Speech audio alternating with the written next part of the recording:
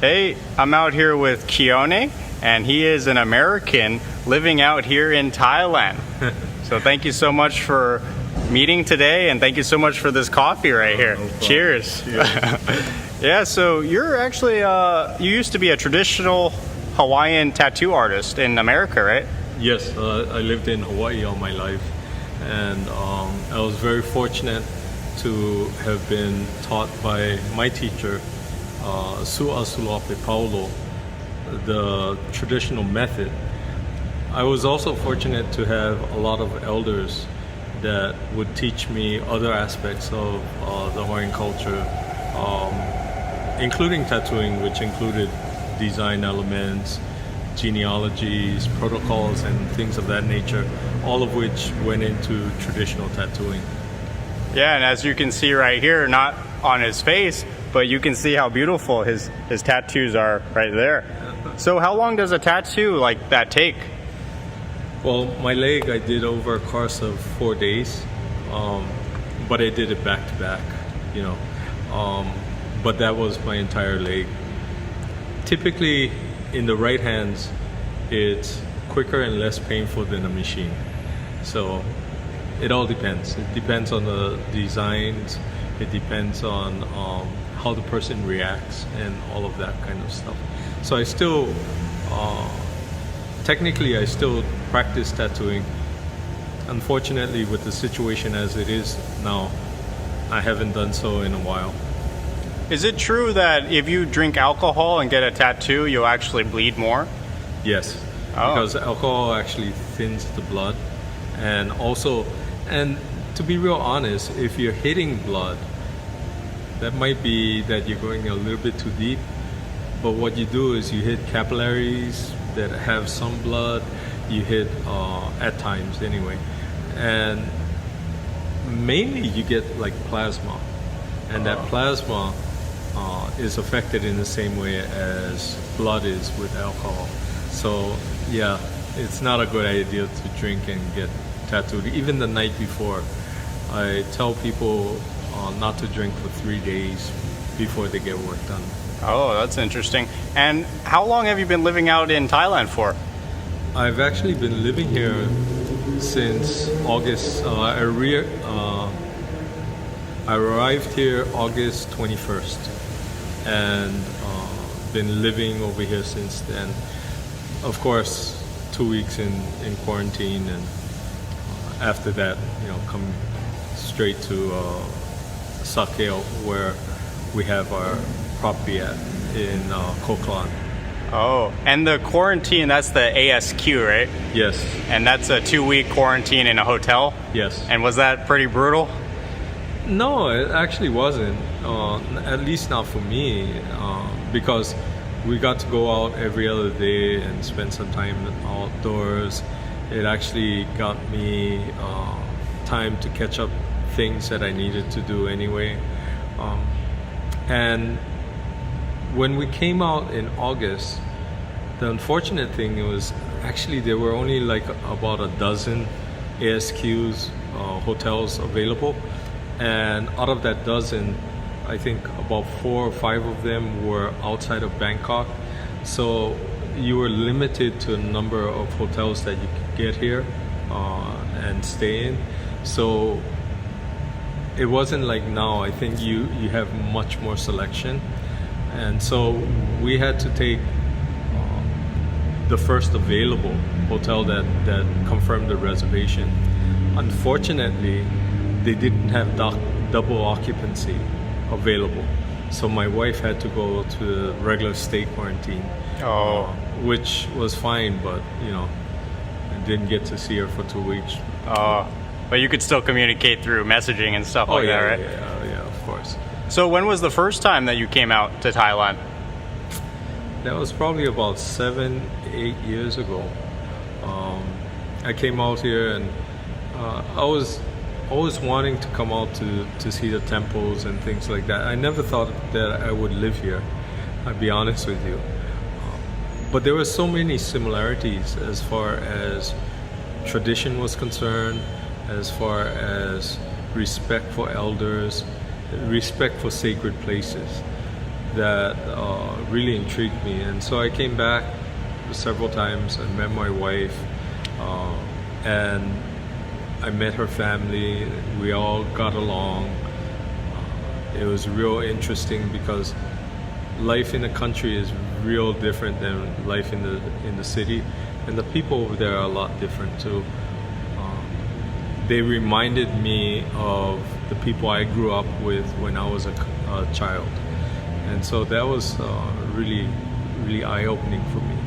So that's, some of the basic elements, like you don't clean up at night, you're not supposed to cut hair at night and all that kind of stuff. Don't shave at night. Yeah, exactly. All of those things were the same type of things that I grew up with in Hawaii. Oh. And so there was that similarity, that comfort zone that really made it so that I felt very comfortable over here. So Hawaiian culture and Thai culture might even be more similar than Hawaiian culture and American culture. Oh yeah, no, definitely. And I was surprised. I saw taro all over the place. When we got married over here, I was also surprised because at the head of the procession that I had to go down to, there were two people carrying sugarcane and banana, and one person with a pig's head. Oh. And that was for the ancestors. Okay. And I was like, that's what we do also in Hawaii.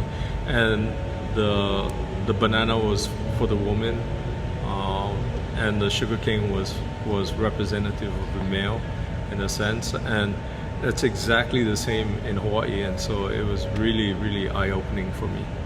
And what are some things that people should keep in mind if they're marrying a Thai wife?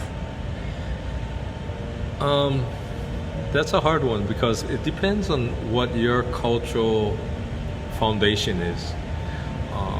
For a lot of people who are very Western based, I think a lot of things would be very strange to them.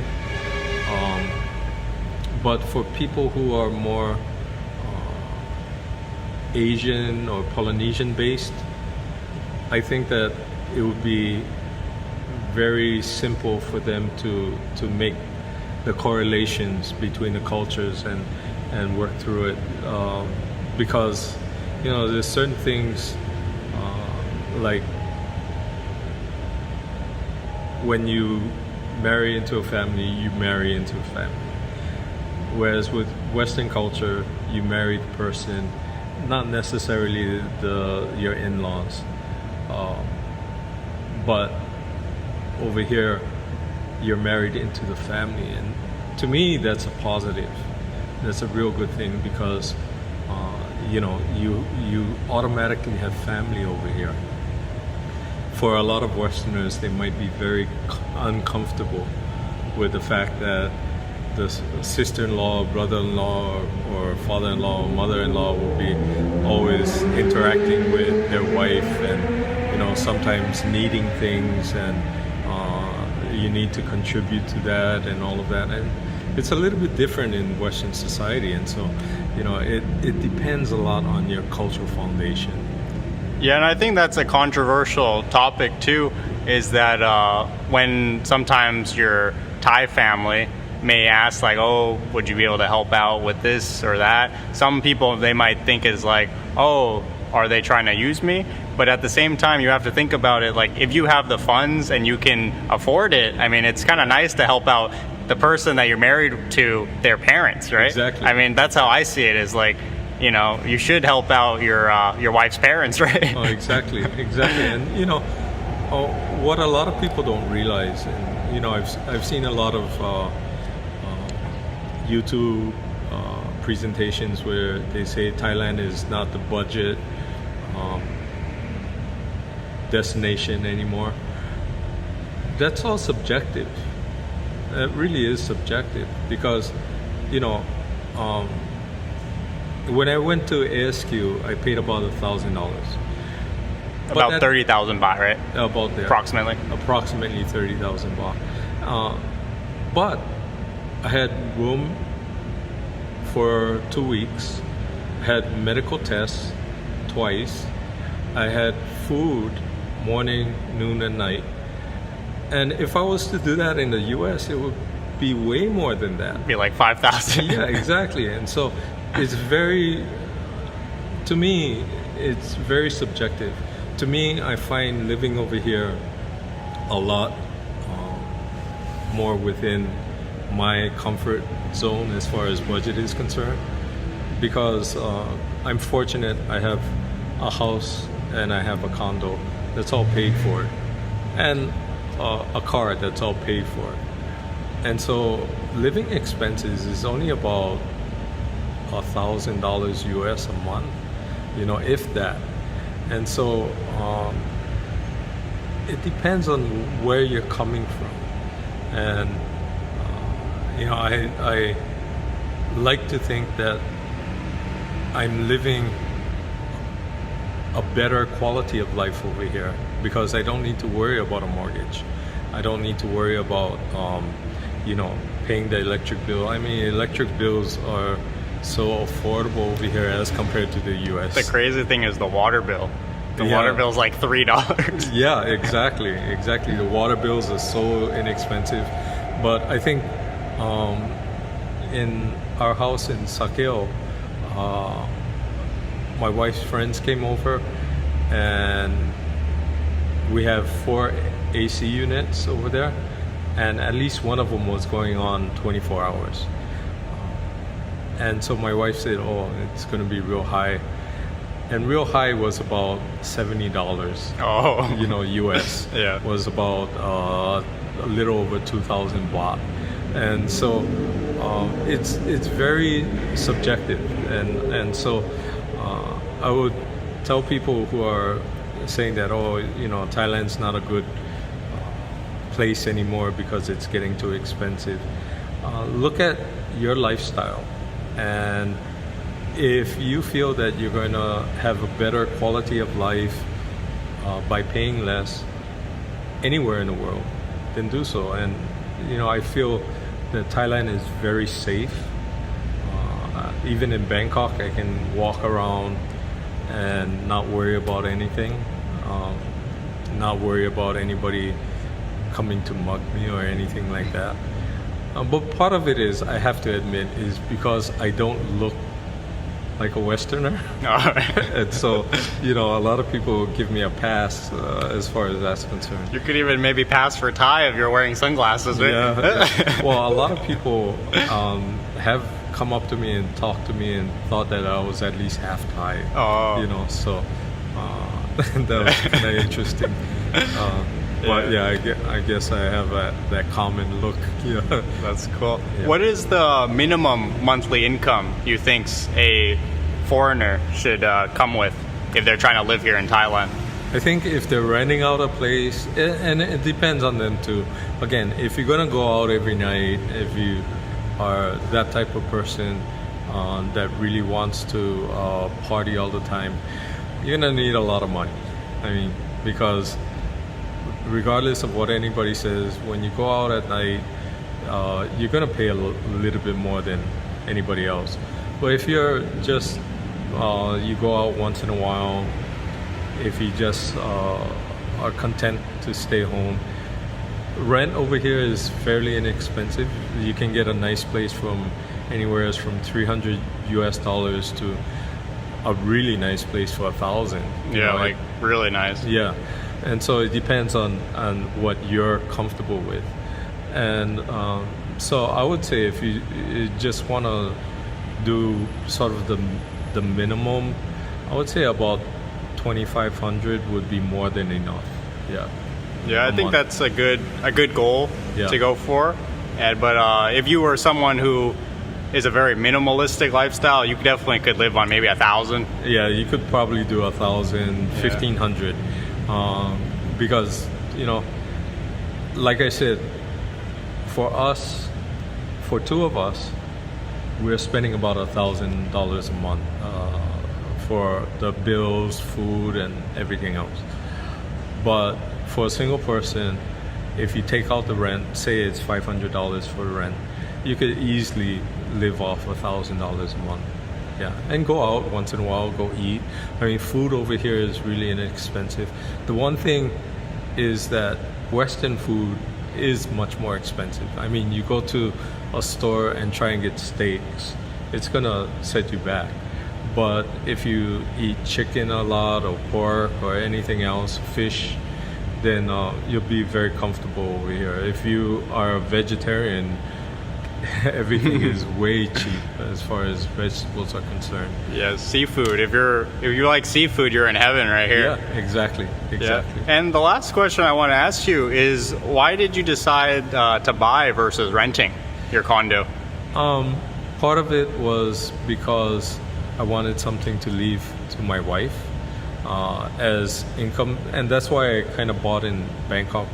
Bangkok offered a lot of access to health facilities, and that was one of the major reasons why I came over here, because in the U.S., regardless of what kind of insurance you have to have a copay, you have to have a deductible and all of that kind of stuff. The insurance that I got over here was about a fourth what I was paying in the US without any copay or deductible, because I didn't want anybody to be stuck with a medical bill. Right now I'm healthy, but I'm older, I'm 63, and so I don't know what's going to happen in the future.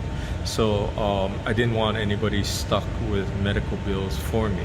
So that place in Bangkok afforded me access to medical care.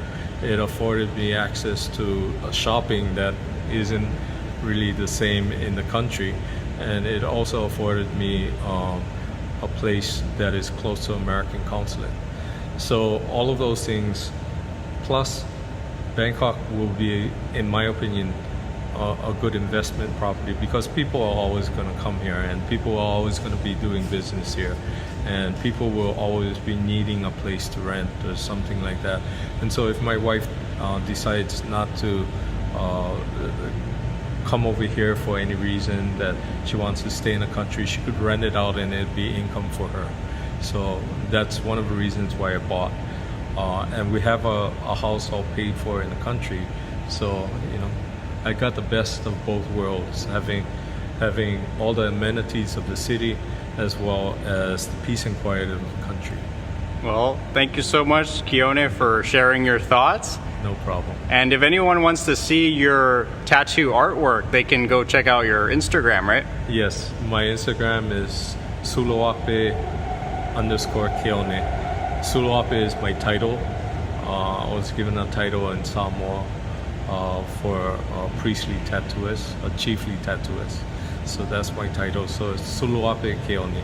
Okay, so if you want to check out his artwork, you can check out the link in the description below and check out his Instagram. Thank you so much, Keone. Thank you for meeting with me today. Okay, have a good one. Thank you.